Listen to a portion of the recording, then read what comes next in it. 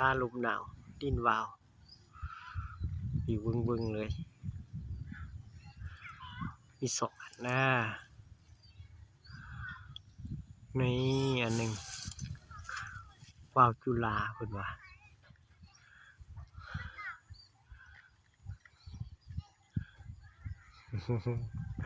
ไก่ลิบเลยเงาตุกแล้วตุกแท้ตุกแท้ลมแหงมื้อนี้โอ้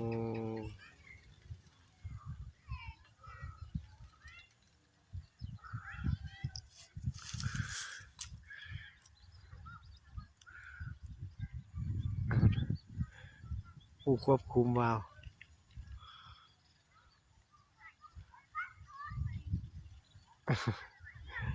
สมาชิกแม่มีกล่องฟางมีกล้วยครบสุดเลย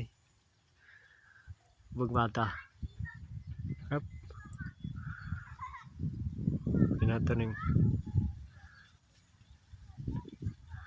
2 อัน2 ลำมื้อนี้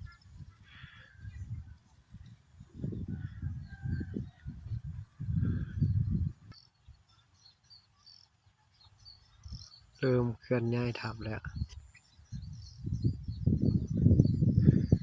โอ้ไก่กันสมควรเนาะ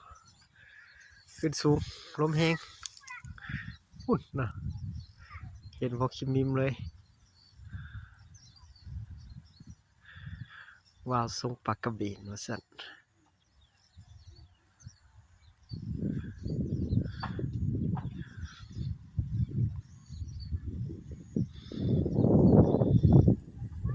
พุ่นเนาะ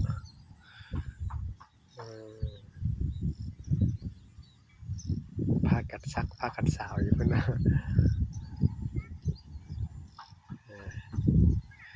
อีกคนหนึ่งกำลังควบคุมอยู่วาวของเพิ่นฮึบ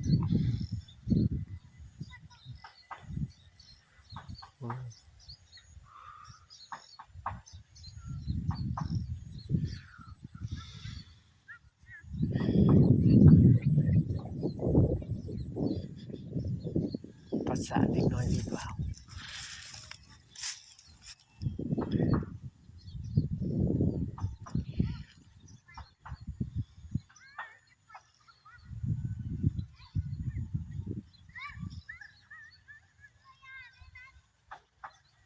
เอา